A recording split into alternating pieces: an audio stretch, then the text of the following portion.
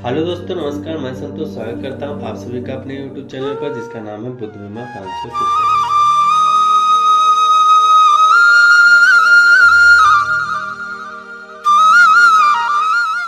दोस्तों, हम जिस श्रृंखला को शुरू करके आगे बढ़ाने का कार्य कर रहे हैं उसका नाम है हमारा इतिहास एवं नागरिक जीवन कक्षा 6 की इस पाठ्य पुस्तक में आज हम बढ़ चले हैं इसके चैप्टर 7 की तरफ, जिसका शीर्षक है मौर्य साम्राज्य। दोस्तों, मौर्य साम्राज्य के बारे में जानना जितना रोचक और आकर्षक है, उतना ही इससे सबसे ज़्यादा परीक्षा में सवाल भी पूछे जाते हैं।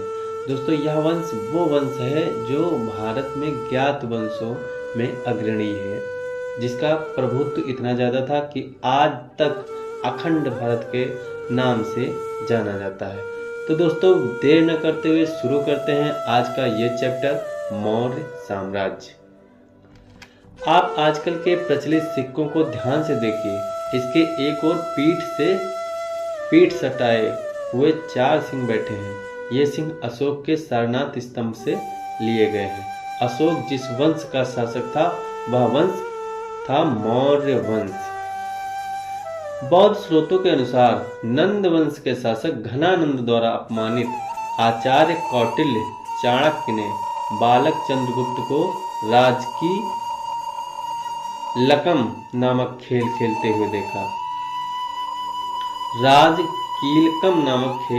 हुए देखा। बालक में विलक्षण नेतृत्व प्रतिभा देखकर चाणक्य ने उसे अपना शिष्य बना लिया और अपने साथ तक्षशिला ले जाकर विविध कलाओं की शिक्षा दी। चंद्रगुप्त ने चाणक्य की कूटनीति एवं रण कौशल द्वारा नंद वंश के अंतिम शासक घनानंद को पराजित कर 322 ईसा पूर्व में मगध में मौर्य वंश की स्थापना की। यूनानी सेनापति सेल्यूकस ने 305 ईस्वी में पश्चिमोत्तर भारत पर आक्रमण किया, जिसे चंद्रगुप्त ने परास्त कर दिया। सेल्यूकस को चंद्रगुप्त से एक संधि करनी पड़ी, जिससे चंद्रगुप्त को हिंदुकुश पर्वत तक के प्रांत उपहार में मिले। सेल्यूकस ने मेगास्थनीज नामक राजदूत चंद्रगुप्त के दरबार में भेजा। इस प्रकार चंद्रगुप्त ने भारत में प्रथम बार एक केंद्रीय शासक के अंतर्गत विशाल साम्राज्य स्थापित कर लिया।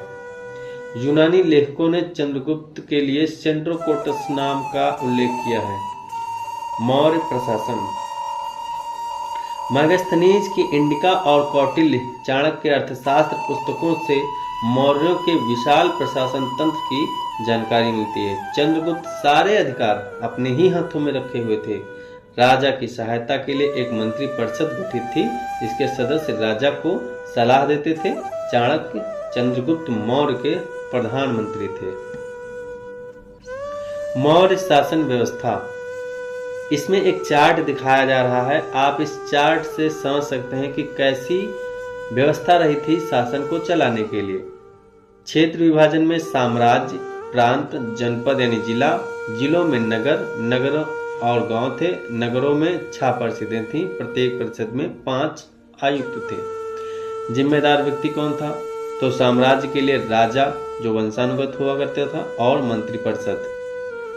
प्रांतों में राज्यपाल, ये भी राजवंश से थे। और जनपद यानी जिलों में जो है स्थानीय व्यक्ति हुआ करते थे। गांव में ग्रामिक, गांव का मुखिया हुआ करता था। कर्तव्य देख लेते हैं। तो जो राजा होता था वो आंतरिक एवं बाहरी आक्रमण से बचाव उसका कर्तव्य था। मंत्रिपरिषद राजा को सलाह देना उसका कर्तव्य था। जो राज्यपाल प्रांतों में हुआ करते थे वो प्रांतीय शासन व्यवस्था देखना, न्याय देना, विकास के काम कराना, सिंचाई, सड़क, व्यापार आदि के कार्य, स्थानीय शासन व्यवस्था देखना। वहीं ग्रामीक यानी गांव का जो मुखिया होता था वो गांव की समस्याओं को ग्रामीक द्वारा ग्राम सभा की सहायता से हल किया जाता था।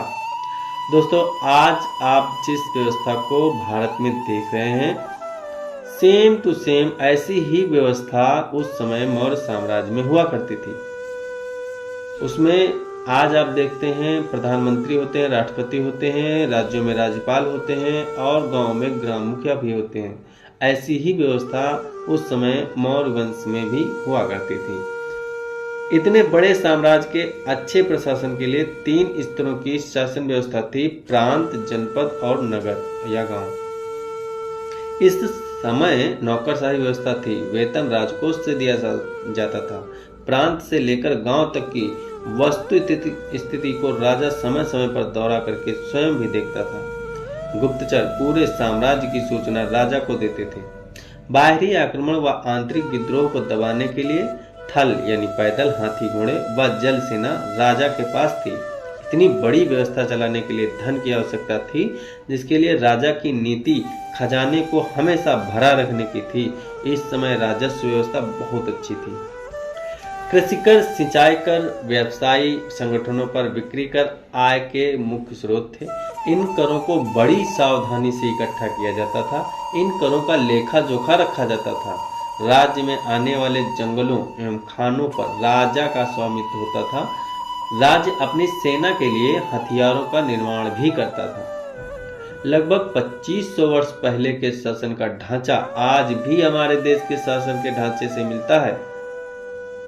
बूझो तो जाने। मेगास्थनीज ने अपनी भारत यात्रा विवरण में उन चीजों के बारे में जिक्र किया है जो उसे आश्चर्यजनक लगी थी। क्या आप बता सकते हैं कि उसने किनके बारे में लिखा होगा? इसकी जड़ें तनों से उगती हैं। इसकी छाया में 400 लोग एक साथ बैठ सकते हैं। ये बरगद हो सकता है शायद। बिना मधुमक्खी के शहद मिलता है। इसका मतलब है कि ये कहीं गन्ने की बात तो नहीं कर रहा। ऊन पेड़ों से उगती है, यानी कि कपास। पक्षी जो मनुष्य जैसे बोलते हैं, यानी तोता। मेगास्थनीज की नजर में लोग सभ्य थे। वे अपने घरों में ताला वाला नहीं लगाते थे। वे अपनी कही बातों का पालन करते थे। वे झूठी गवाही नहीं दिया करते थे। उनके महल सोने चांदी से बने थे। मगध साम्राज्य की राजधानी पाटलिपुत्र का क्षेत्रफल 9 मील लंबा, 1.5 मील चौड़ा था। तक्षशिला से पाटलिपुत्र तक की सड़कों के दोनों ओर छायादार वृक्ष तथा जगह जगह पर कुएं थे। चंद्रगुप्त के बाद उनका बेटा बिंदुसार मगध की गद्दी पर बैठा। बिंदुसार के बाद उसका बेटा अशोक मगध का सम्राट बना। चंद्रगुप्त मौर्य ने जो साम्राज्य स्थापित किया था उसमें से कलिंग स्वतंत्र हो गया था। अतः उत्तराधिकार प्राप्त करने के बाद अशोक के सामने सबसे बड़ी चुनौती थी कलिंग की विजय। आखिरी लड़ाई आपको एक चित्र कथा के माध्यम से समझाया जा रहा है कि कलिंग की लड़ाई कैसे हुई थी। तो आइए देखते हैं। कलिंग एक स्वतंत्र राज्य है जो हमारे विरुद्ध कभी भी उठ सकता है। हमें कलिंग पर हर हाल में विजय प्राप्त करनी है। इस युद्ध में कलिंग की सेना को भारी क्षति हुई। सेनापति युद्ध में कितने लोग मारे गए? लगभग 1 लाख लोग मारे गए और 1.5 लाख बंदी बनाए गए। युद्ध में भयानक दृश्यों एवं परिणामों को देख सुनकर अशोक बेचैन हो उठे। अरे नहीं, और उसने मन की शांति ढूंढने के लिए कोशिश की। मेरे मन की शांति खो गई है। यह शांति तुम्हें बुद्ध के चरणों में मिलेगी। दोस्तों, अशोक ने ऐसा फैसला किया जो आमतौर पर कोई राजा नहीं करता। उसने कलिंग को युद्ध में हारने के बाद तय किया कि वह भविष्य में कोई युद्ध नहीं लड़ेगा। अशोक में परिवर्तन आने लगा। उसने अपना सारा धन लोगों की भलाई और खुशी में लगाना शुरू कर दिया। यात्रियों की सुविधाओं के लिए उसने विश्राम गृह एवं मरीजों एवं पशुओं के लिए चिकित्सालय बनवाए। उसने स्तंभ बनवाए। उसने शिलाओं पर, गुफाओं पर अपने संदेश खुदवाए। अशोक ने अपने राज्य में जगह जगह खंभों के ऊपरी सिरों पर कहीं बैल, कहीं हाथी तो कहीं सिंह बनवाए। अशोक का धर्म को पाली भाषा में धम्म कहते हैं। अशोक स्वयं राज्य में दूर दूर की जगहों का दौरा करता था। अशोक ने अपने राज्य में जगह जगह चट्टानों पर लंबे सुंदर चमकाए हुए पत्थरों से बने खंभे गड़वाए। इन खंभों पर वहां के अधिकारियों व लोगों के लिए अपने संदेश भी खुदवाए ताकि लोग उनकी बातों पर ध्यान दे सकें। उसने यह संदेश लोगों की बोलचाल की भाषा में यानी प्राकृत भाषा में लिखवाए। चट्टानों व खंभों पर खुदे उसके संदेशों से हम अशोक के समय की कई बातें जान सकते हैं। हर किस्म के लोगों पर युद्ध का बुरा प्रभाव पड़ता है। इससे मैं बहुत दुखी हूँ। इस युद्ध के बाद मैंने मन लगाकर धर्म का पालन किया है और दूसरों को यही सिखाया है। मैं मानता हूँ कि धर्म से जितना युद्ध से जीतने से बेहतर है। मैं यह बातें खुदवा रहा हूँ ताकि मेरे पुत्र और पौत्र भी युद्ध करने की बात न सोचें और धर्म फैलाने की बातें सोचें। उसने जीवन के बारे में प्रजा को सही राह दिखाने के लिए अलग से अधिकारी रखे, जिन्हें धम्म महामात्र कहा गया। उनका काम था कि वे गांव-गांव, नगर-नगर जाकर लोगों को सही व्यवहार की बातें बताएं। आइए अशोक का संदेश पढ़ें। यहाँ किसी जीव को मारा नहीं जाएगा और उसकी बलि नहीं चढ़ाई जाएगी। लोग तरह तरह के अवसरों पर तरह तरह के संस्कार करते हैं। ऐसे धार्मिक संस्कारों को करना तो चाहिए, पर इनसे मिलने वाला लाभ कम ही है। कुछ संस्कार ऐसे होते हैं जिनसे ज़्यादा फल मिलता है। वे क्या हैं? वे हैं दास और मजदूरों से नम्रता का व्यवहार करना, बड़ों का आदर करना, जीव जंतुओं पर दया करना, गरीबों को दान देना आदि। यह आप जो चित्र देख रहे हैं, यह है सांची का बौद्ध स्तूप, जिसको अशोक ने बनवाया था। आपको यह भी जानना चाहिए कि अशोक प्राचीन काल का एक महान शासक है। अशोक को इसलिए महान नहीं कहा जाता है कि उसने प्राचीन भारत के सबसे बड़े साम्राज्य का शासन किया था, बल्कि विश्व को शांति, अहिंसा का संदेश देने एवं उसकी जन कल्याण की भावना के कारण ही उसे महान कहा गया है। अशोक की बातें आज भी कहाँ तक सार्थक हैं, चर्चा कीजिए। अशोक की बातें आज भी अपने पुत्र महेंद्र और बेटी संघमित्रा को अपने संदेश के प्रचार के लिए श्रीलंका भेजा।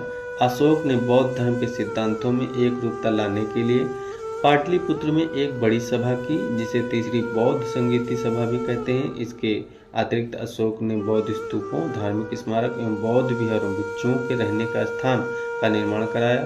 सांची स्तूप के निर्माण की शुरुआत उसी ने कराई थी।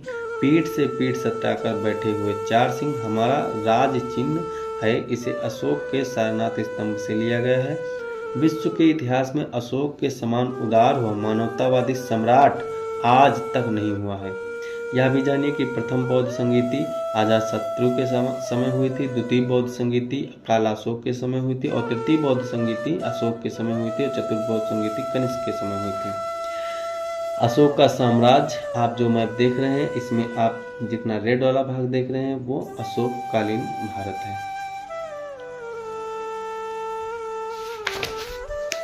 मौर्य साम्राज्य का पतन। वंशानुगत साम्राज्य तभी तक बने रहते हैं जब तक योग्य शासकों की कड़ी बनी रहती है। अशोक के दुर्बल उत्तराधिकारियों के कारण दूरस्थ प्रांत स्वतंत्र होने लगे, देश में विदेशी आक्रमण होने लगे। धीरे धीरे साम्राज्य की शक्ति कमजोर होती गई। पुष्यमित्र शुंग, जो मौर्य साम्राज्य में सेनापति था, ने अंतिम मौर्य सम्राट बृहद्रथ की हत्या कर मौर्य साम्राज्य पर कब्जा कर लिया। इस प्रकार मौर्य साम्राज्य का पतन हो गया। संगम साहित्य। मौर्य साम्राज्य के समकालीन सुदूर दक्षिण में 3 राज्य, चोल यानी कोरोमंडल तट, चेर केरल एवं पांड्य दक्षिण छोर थे। इन राज्यों के इतिहास की जानकारी तमिल भाषा के प्राचीनतम साहित्य संगम साहित्य में मिलती है, जो प्रथम शताब्दी में लिखा गया था। इससे इन राज्यों के जीवन एवं संस्कृति का पता चलता है। दोस्तों, आज का चैप्टर यहीं पर समाप्त होता है। आशा करता हूँ कि आपको हमारे द्वारा प्रोवाइड किया जाने वाला यह मटेरियल आपको बेहद पसंद आ रहा होगा। अगर आपको यह मटेरियल अच्छा लग रहा है, आपको सामग्री अच्छी लग रही है, तो आप जो है हमें कमेंट बॉक्स में अपने विचार दे सकते हैं और इसे लाइक करके शेयर करना ना भूलें। अगर आपने चैनल को सब्सक्राइब नहीं किया है तो इसे सब्सक्राइब कर लीजिए। इससे हमारा मनोबल और भी बढ़ता है। हम आपको आगे इसको बनाए रखने के लिए प्रेरित होते रहेंगे। तो यह आज का कार्यक्रम यहीं तक। हम मिलते हैं किसी अगले दिन। तब तक के लिए धन्यवाद।